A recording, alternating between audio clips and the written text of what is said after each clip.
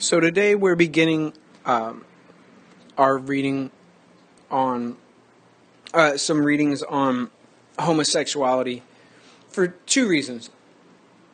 One is that homosexuality through gay marriage in particular is a hot button issue lately. So I'd say about 10 years ago, I don't think anyone, even advocates for homosexuality, not many people were thinking about the issue of gay marriage. And now the legal standing is sort of complicated, but at the highest levels, the federal government has said that it's permissible for states to have gay marriage. So that's one reason. It's sort of a contemporary issue. Another one, though, is even if you're not gay, you don't care about gay issues, you don't think there's anything wrong with homosexuality, it's just a non-issue for you. A complete non-issue. That's still sometimes taking a sort of sideways look at yourself, or approaching something that isn't like you, that's somehow unfamiliar to you, or gets you thinking in a new way, can sometimes teach you a lot more about yourself than you'd really expect. And that's what we'll see. So let me say one of the general issues that I think this reading can get you thinking about, even if you're straight or otherwise don't care about issues of homosexuality. And that question is this: is there in fact any universal standard of right and wrong? Is there any universal standard of good and bad when it comes to sexuality? Are there built-in shortcomings, dangers, problems, basically, with having certain kinds of sexual relations? And is there basically a right or best way to go about having sexual relationships no matter who you are? Now, a lot of people today will say, heck no, there's no universal standard for sexuality or any other moral issue. It's just that other people, that everyone has their own preferences, and that you do what you feel like doing. And if you feel like having gay sex, or you feel like having straight sex, whatever, go do it. So lots of people say that today. In fact, people have always said that throughout history, some people. And today, living in a free democracy like the U.S., even more people say it and believe it. And there's good reason for that. But I don't think most people believe it 100%. Not in the sense that they're, lying or deceiving themselves, but that they say people should be able to do whatever they want. Usually there's the exception of, they can't harm other people, but people are allowed to do whatever they want. And then they always go, but not that. Right? Not that. So, I bet a lot of you would say, I don't care what Levin says about homosexuality being abnormal because it doesn't matter if it's abnormal. Let people do whatever they want. And that's an important point. But what I would respond, and this is more or less something Levin might say too, he might say, yeah, but you don't mean everything.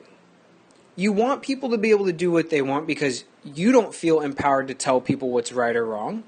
And you don't want to be bossy and basically dictate to someone else how they have to live just because of how you feel. And that's actually pretty noble. That's good. But what Levin would respond, and I raise as a sort of question, is like, yeah, but it's not like anything goes. Right? We think people should be able to wear what they want. Right? But should someone really be able to wear... There's been court cases where kids would wear pro-marijuana t-shirts to their high school graduation, and the school says, hey, you don't have that kind of free speech. Or people who bully other people, they say, hey, it's just words, right? I'm allowed to say what I want. You shouldn't be able to restrict this. Or we say children can't have cigarettes, even though we say, hey, if you want to smoke, it's not healthy, but go ahead, do whatever you want. So the same thing for sexuality. We say, as with all other things, we say, hey, you do you, man, it's none of my business. And then we say, well, some things are part of my business. So no sex with children. Sex should be monogamous. There should be no cheating. Right? And then we start piling on all these things that we do in fact think are rules that everyone has to follow, even though we claim that there are no rules at the same time. So that's all. Even if the issue of homosexuality specifically doesn't interest you, use this reading in order to ask yourself questions about your own values, what you think is acceptable and unacceptable, and why. Because my prediction is that if you look more closely, you'll find more and more rules that you think you and others should follow. And you'll have more and more reasons you can give for those. And that should just make you wonder about if you're one of the many people who say, hey, I have no rules. Everyone should just do what they feel like doing. Okay. So that's the big background question we can ask ourselves. Okay. But this is Levin's approach. Levin says that he's going to ask about sexuality, but he wants to make clear, and this should be clear to you, he's not asking about sin. He's not asking about religion. He's not even strictly, he says, asking about immorality. He's asking about what he calls prudential reasoning. What's a good idea? Or another way to put this is what's good for the person doing it. What activities are best for individuals who do them? What sort of activities are more likely to lead to happiness? And which ones are going to lead to unhappiness? So this is a way of doing morality and ethics that is less like, here's your list of rules, thou shalt not. You're going to hell forever if you do X, Y, and Z. And it's more a way of thinking that says, hey, I predict that you will be better off if you do X, Y, and Z. Do as you see fit, but I think you'll be better off and happier if you do X, Y, and Z. So Levin's not trying to ban homosexuality. He's not saying you're going to hell if you're gay. Okay? He's not saying that being gay harms or otherwise negatively affects anybody else. He's saying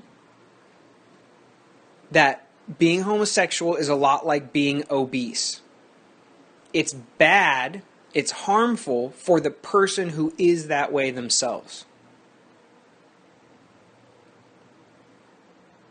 He also thinks that whether you were born with some sort of genes that made you eventually become obese, or whether it's completely up to you and you just choose to eat those foods every day. He says, hey, whether it was biological or choice, either way, both ways, that person's going to be less happy. His example that he gives is diabetes, right? He says, look, if you're born with diabetes, it's called type 1 diabetes, you're going to suffer. Your life will be less happy, all other things being equal. But yes, if your family loves you and you have diabetes, you'll still be happy. But wouldn't you be happier if you had a family that loved you and you didn't have type 1 diabetes? And he says the same way, type 2, also known as adult onset diabetes, driven at least in part by choices people make about what they eat. Partly, it's driven by that. He says the same thing.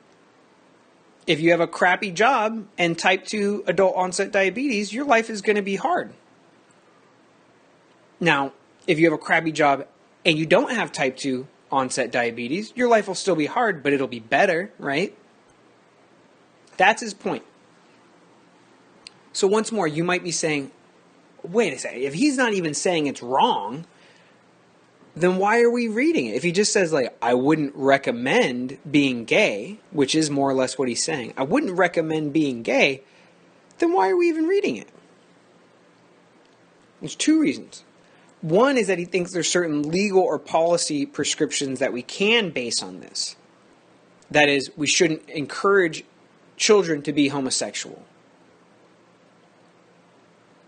And we'll deal with those issues a little bit later. But once more, you can ask yourself the general question.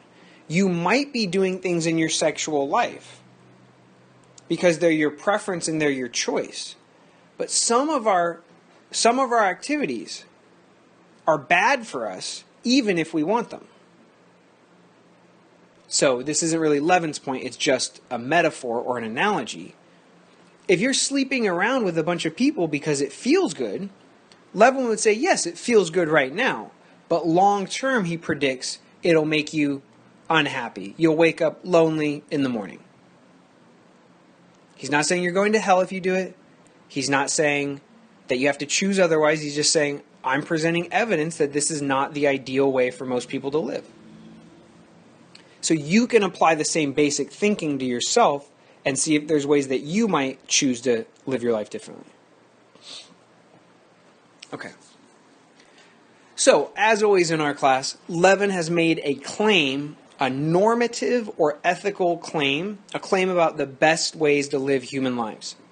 But if he just said, I think homosexuality is abnormal and therefore it'll make you unhappy,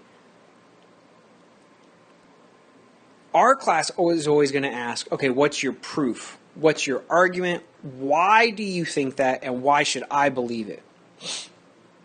Okay, and Levin gives one major way of arguing for this. And he says, look at evolution. Now, I see students stumble on this point all the time. Because all of you know about the theory of evolution. You know basically how it works. And Levin's not disagreeing. He doesn't have some other version of evolution. But he's focusing on certain points about the theory of evolution that aren't the ones that jump out to most people. So let me say a few things that Levin is not talking about. Okay, when he talks about biology and evolution, he is not talking about the future health of the species. He's not. Remember, I said that Levin's not concerned with the effects that homosexuality has on other people.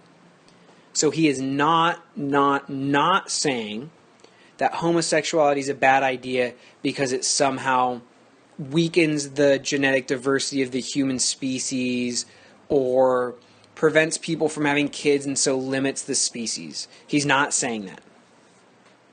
Now, you'd be forgiven for thinking he said that as soon as you saw words about evolution, but he's not. Another thing he's not directly saying is he's not talking about having children. Once more, you think, okay, evolution is that the animal tries to stay alive so it can have offspring that then replicate its genes. The more effective its genes are at doing that, the more likely it is to survive and have children. Therefore, those genes are more likely to replicate themselves. And that's evolution. And Levin knows that. But he says, yeah, I'm not concerned about the act of having children or the act of not having children. He's talking about someone's present happiness in the sexual life that they live, not some other kind of happiness down the road about having kids or not having kids. So once more, the effect on the species or other people, scratch that out of your notes because it's not what Levin's talking about. Having children, literally procreating, is not what he's talking about either. Just to give you an example, he thinks that you'll be perfectly happy having sex with a condom or using birth control. Those also prevent having children, just like homosexual sex prevents having children, but he's got no problem with those. So it must be about something other than non-procreation, not having kids, right? Okay. Also, with this reading and any other, if he doesn't say it's about kids, you should not assume as a reader that he must mean that, because at least scholarly writing, and journalism as well, they're supposed to tell you directly what they think. So if he doesn't come right out and say it's about kids, and he does not come right out and say that, then it's not primarily about kids. It's just not his point. Okay, so those are things he doesn't mean. We can sum both of those points up by saying like this. When Levin talks about evolution, he's not concerned about the future of the human race. whether it's kids or the species in general. He's concerned about the past of the human race, how we got here. So he wants to use the past of our evolutionary biological life to explain the present happiness of individuals who have certain kinds of sex. Okay? He's not talking about present behavior and how it affects the future. It's past affecting the present. So this is what he says. Evolution builds in certain desires and motivations into the species in the past because those things in the past replicated the species. So, his argument is about motivation, and it's going to be about pleasure as well.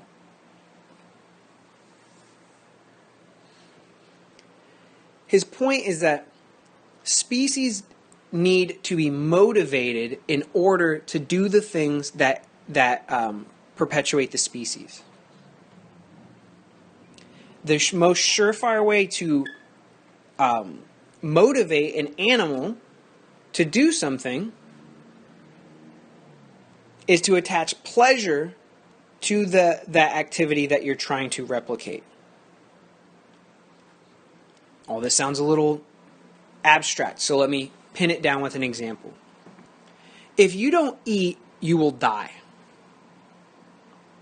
I know, I'm breaking new ground here, and this is shocking to all of you. Okay, if you don't eat, you will die. But for animals successfully to want to eat, that is desire or motivation we're talking about, for animals to successfully desire and to be motivated to eat, you have to make it pleasurable for that animal to eat. So imagine a species where it hurt every time they ate. The food tasted gross and it hurt every time they ate. Do you think that species would last very long? No, because it would have less desire to eat, less motivation to eat. It'd eat less often. It'd be less healthy. Eventually it'd die out, right? Again, we're talking about the past. So in fact, things that are good for the species tend to have high degrees of pleasure attached to their use, as a way to motivate the animal to actually do that thing. Now, we won't get too much into detail, but think about the sexual act. There are high amounts of pleasure attached to the sexual act and all the many things that go around it. Kissing, hugging, all that. Same thing with food. Food tastes good. Dieting is hard because we like the pleasures of food so much that we don't really control it, right? So the things that are really, really important to us, having sex and eating, that is surviving and passing our genes on, have intense amounts of pleasure attached to them. But why? Because pleasure motivates. Because pleasure creates desire to do that particular activity. So once more, what I want in your explanations of Levin, if this is on a test or a paper or something like that, is that you see it's about pleasure motivating behavior. It's about the past evolution of the species creating present desires. If we fulfill those desires, we get caused pleasure. If you fulfill your desire to eat, you're caused pleasure. If you deny yourself those desires, you suffer. Try going a day or two without eating. Okay? So add it all up together. Your teeth, as Levin says, are designed to eat food.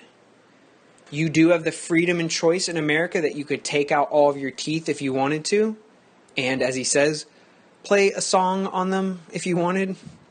Right? Like tap your teeth with a spoon or take them out and wear them as a necklace. You have that freedom in America to do that. But he says, I predict that you would be less happy if you did so. Food would taste less good because you'd have to run it through a blender. Your stomach would hurt more often because the food would not be broken down by chewing first. Emotionally, you'd probably miss steak after a while if you're a meat eater. Or you'd miss, I don't know, if you're vegetarian, potato pancakes or something delicious like that, right? So basically, you'd regret what you'd have done. There'd be some faint longing and yearning and desire, and just go, man, something's missing now in my life. I wish I wouldn't have done that. So once more, individuals are different. Some individuals may want to do that with their teeth, but also individuals deep down are pretty similar. All of us would suffer if we tried to play Old MacDonald on our teeth or yanked them all out and made a necklace. Why? Because we share a similar evolutionary past. Nature or evolution made it so that using teeth according to their function, which is eating for survival, causes pleasure. Using your teeth for other organs does not cause the same amount of pleasure. So to be crystal clear here, Levin is not saying misuse of organs destroys any chance at happiness. He's not saying misuse of organs makes you completely unhappy. It just reduces your level of happiness. As I said before, the person who pulls out all their teeth, if they still have a good job, they're still going to get happiness at their good job. Or, to tie it to the other side we're going to go to in a second, if they're still having sex, straight sex, Levin would say, they're still going to be getting some happiness. It's just reduced lower levels of happiness. Some of their natural desires are going unfulfilled, so some of the pleasure they could be having is going missing.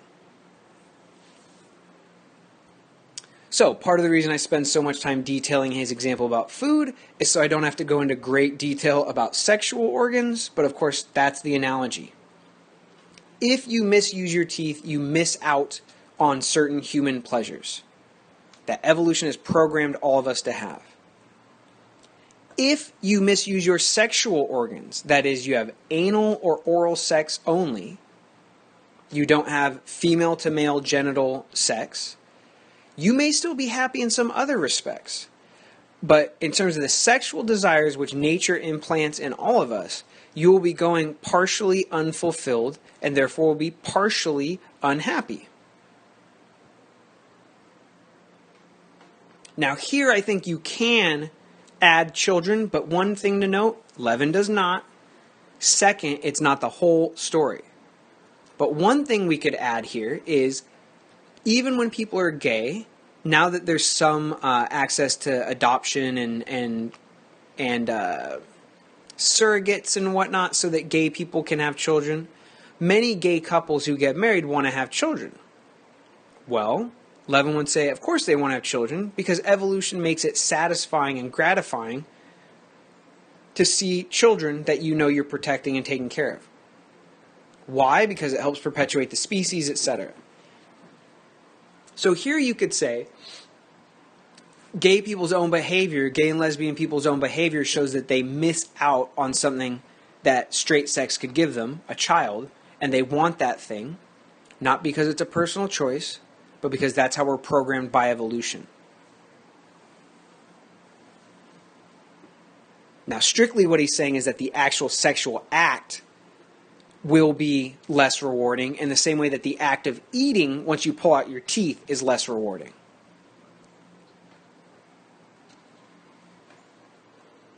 So here I want to ask a question. That's the basic setup of Levin. We'll give more detail in a second. But I want to ask a very general question. And be generous with me, because I feel like when I ask this question, I still haven't found the perfect way to phrase it. So if you're not sure what I'm getting at, just be generous and try to answer it. And maybe it's what I meant, maybe it's not. That's fine. Do you think in general, putting homosexuality to the side for a second, do you think in general it makes sense to talk about sexuality, what's good and bad, and what we should do in our lives sexually through biology? Because me, I'm sort of torn on it. You know, I'm sort of two minds. Half of me wants to say, look, when you are in love with someone, it's not genes and biology and all that. It's that they make you laugh. It's that they treat you nice. It's that you both like college football but hate the NFL, whatever. Like the weird stuff, individual stuff that brings people together. So half of me says love and sex and what gratifies people and makes them happy in relationships is not about biology. Right? If you've been in love before, it wasn't because some, hormone kicked on at just the right time. It wasn't your body that made you fall in love, but two minds or two souls meeting, right? It's very romantic. Half of me, though, wants to say that's idiotic. So I go, oh, it's romantic. Oh, it's idiotic. Because clearly, for sex and relationships in general, clearly biology's got to be a huge part of that. Right? We're talking about sex. Even if you don't believe in evolution, sex is something other animals do. It is like eating something that you have an instinct to at least be curious about, probably more than curiosity. So all this stuff about love at first sight, there's good science that says, oh, that actually is hormones. Or it's about neurons firing in your brain, there's symmetry of their face and all these things, and it makes your brain think that they're healthy and they would have good genes to pass on to your children and all this sort of stuff. So there's many ways to think about it, but basically what I want to know is when you're talking about love and sexuality, why people desire certain partners, etc., right? Do you think that's explainable through biology, instinct, our animal nature, our bodies? Or do you think it's better to explain it more on the romantic side? Everyone's an individual, there's somewhere out there for everyone. It's about loving the person's soul, not about chemicals. Right? Because I really feel it's absolutely one and not the other. And then I also feel it's absolutely the other one. Right? I'm totally conflicted about this, I'll be honest. So that's a question, and we'll have it in the discussion board for you all to talk about. You see why, you know what I mean? It's sort of a big picture question. It can be hard to phrase or respond to, but I trust that you all will have some good responses there. Okay. Back to what Levin's saying. Officially, he says, hey, I'm not saying that people are born gay. I'm not saying it's a choice either. I don't know. You can tell that he seems to think it's a choice, although in the postscript, the little addition that he wrote after this piece became very popular, he admits that it's probably more biologically driven than he realized. But he says, hey, officially for my argument, it doesn't matter whether it's chosen or whether you're born that way. So this is another thing. We have to be careful when we read. There are problems with Levin's article and argument, just like there's problems with most of the stuff we read. Nothing's a perfect argument. Okay? But we have to be fair, and we have to make sure we don't import ideas we don't like into a reading that doesn't say those ideas. So lots of people, especially today, I totally understand it, want to say, Levin's off his damn rocker. Who is he to say these things? Everyone's different. He's a homophobe, and they start saying all these things that aren't very nice about Levin. Okay? One of the things, though, they'll say, well, he's obviously wrong because being gay is not a choice. I or my friends are gay, and they said as soon as they were kids, they knew it. They knew they were gay. It wasn't a choice. And we can back that up further. This is a point I've made in other contexts before. But if you think homosexuality is a choice, and the gay person chooses to be gay and they should choose otherwise, if you're straight, ask yourself, is being straight a choice? Because if choosing to be gay instead of being straight is a choice, that would imply that you can choose either one, which means that being straight is also a choice. But if it's a choice, then ask yourself, when did you make this decision? Most of us can't recall a day that we decided to be straight. And also ask yourself, well, if it's a choice, could you choose right now to be gay? And I think for a lot of people, that seems so foreign to them, choosing to be gay. Again, if we want to be logically consistent, presumably it's just as foreign to a gay person to choose to be straight. Okay? But here's the thing. This is my real point. People, for various reasons, disagree with Levin. And I understand that, and that's fine. But part of what we do when we disagree with someone is often we find something that we think is wrong or incorrect, and we say that they've said it too. Now, Levin very well may be wrong about all sorts of stuff in here, but he doesn't say that homosexuality is only a choice. So, what that means is we can't disprove other things Levin said by saying homosexuality isn't a choice. Because since he never said it was, to say it is not doesn't actually affect what he did say. Once more, he might be wrong for other reasons. Homosexuality might not be a choice, but it actually doesn't touch his argument because he doesn't rely on it being a choice to make any of his points. Proof of that is that he says it's like obesity. Even if you don't choose to be obese, let's say you've got, the hormones in your body work a certain way, your body doesn't process sugar fast enough, whatever it may be. You still would be better off, you'd be happier, you'd have more fulfilled desires. If you were not obese, you could move around how you wanted. Your body didn't hurt when you get up, right? You slept better because you were a healthier weight, etc. Doesn't matter if it's a choice, doesn't matter how the person got there. This is sort of a vivid example, but if your arm is broken, it hurts, right?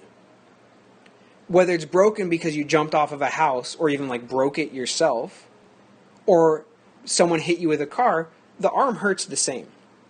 That is, you're unhappy the same whether the misuse of the organ was chosen or not. Okay? So, that's his main argument. Now, another way that people try to contest Levin works better because it rests on something he says.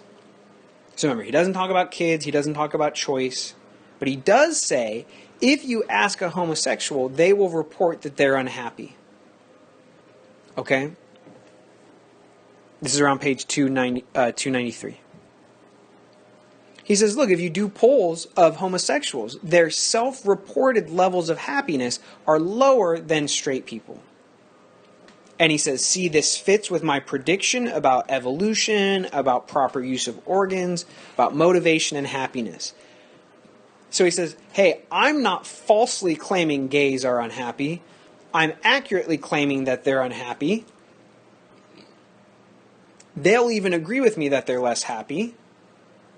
And then as a philosopher, he always gives the why, the because, and he says it's because evolution, misuse of organs, motivation, pleasure, etc. So, a lot of people will say one of two things here. One is they'll say, I don't know who he pulled, but if I talk to my gay friends, they seem just as happy as everyone else. Another thing that people will say, it's sort of the opposite. It reaches the same conclusion, but it's sort of the opposite point, is they'll say, yeah, he's right. Gays are less happy. But it's not because of how they use their organs. It's because straight people like Levin are picking on them all the time. Now you see how those are opposite points. One denies that gays are any less happy. The other one agrees that they're less happy, but says the reason is different than the one Levin gave. So just think about that for a second from a logical perspective. Okay? This is why it's so important in our class, the reasons why you give to reach a conclusion, and not so much the conclusion itself. Both of these say Levin is wrong, but one says the reason he's wrong is that he's wrong about gays being unhappy. The other one says the reason Levin is wrong is that he's right about them being unhappy, but wrong about the cause of that. Again, it always is about the reasons you give, not the end result. Let's put it this way. If you're ever wrong about something, it won't be because you have the wrong conclusion alone. It'll be because you gave bad or insufficient reasons as support. It's just like in math. Teachers always used to say, show your work. Trust me, that's what people judge you on is your work. Not the final conclusion, if they're smart at least, but on the work or the reasons or proof you gave.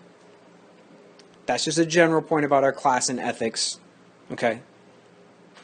So here's the question I want to ask you is, do you think that homosexuals are less happy in general? Yes or no? If so, why? And I suppose if not, then offer some sort of proof that they're not. And we could apply this same question to other forms of sexuality that are frowned upon, or at least questioned. Are people who never get married happier or less happy? Are people who cheat happier or less happy? What else are there? People in open relationships. So that's where it's not cheating because you have permission from your partner in advance, but you're still having relationships with more people than one at once. Oh, and sorry, I'm just going to say, you can think this, and you could even include it in your response, but if it's the main point of your response, there's just no point in saying it. It's true, but there's no point in saying it that, well, people are different, who knows? The question is there a general pattern at all? Yes, maybe some people are really happy cheating and their partner never knows and it's great for everyone. But if in general you think that it causes unhappiness or prevents happiness, that's what we're talking about here.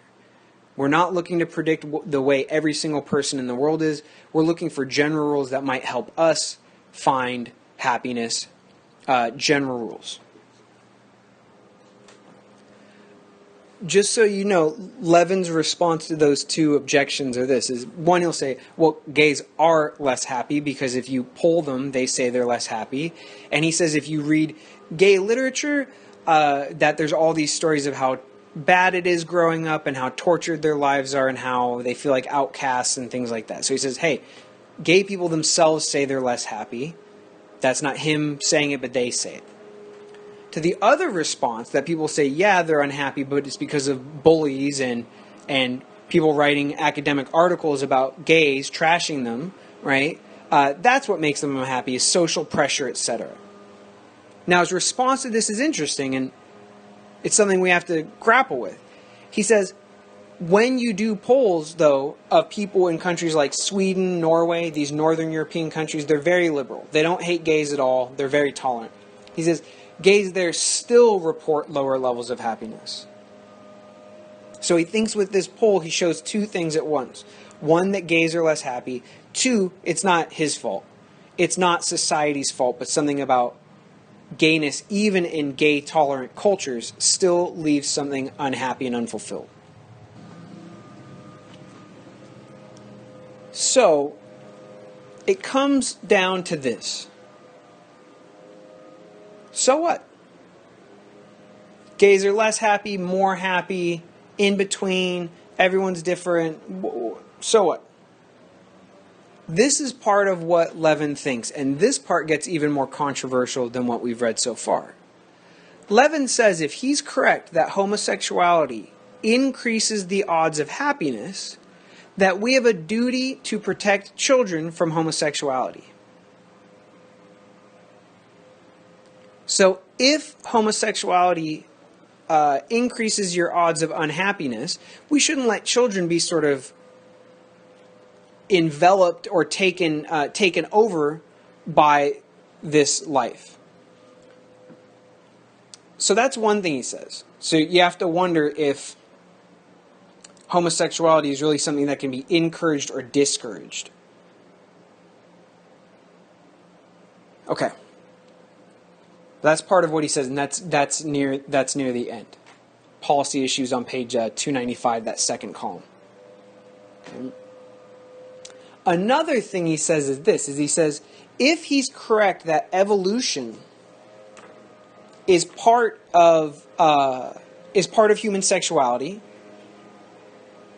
then it would make sense why people like Levin are uncomfortable or disgusted by homosexuality. So what he says is if he is made uncomfortable by someone's homosexuality, he shouldn't have to work with that person or let them into his business. All right? And he says, look, it would not be his fault if he was made uncomfortable or thought these things were immoral. And to force him to associate with people who make him uncomfortable is a violation of his rights. So here I think you can hear echoes, well, he said it first, but echoes of recent state laws that say that based on religious grounds, businesses can deny certain services to homosexuals, such as not having to bake them a wedding cake if it makes them uncomfortable religiously. So here's the so what, is Levin says that we don't need civil rights protections for gays. Gays should not be teachers if this is going to influence children at all, and that presumably gays should not be adopting children. Okay? So he's thinking here of the of society's relationship to homosexuals. Society should not have to tolerate or protect the rights of homosexuals, and children should be kept away somehow from homosexuals so that they don't become unhappy later in life. So I guess the question that we'll end with is, what do you think about that? More generally, what should society's relationship to homosexuals be? Should they be allowed to marry, adopt children? Should they be out in public? What, if any, sort of relationship is required of straight people towards gay people? What, if any, behavior is required of gay people around other people? What's the social dimension of homosexuality? And with that, we'll end our recording for today. Thank you, everyone.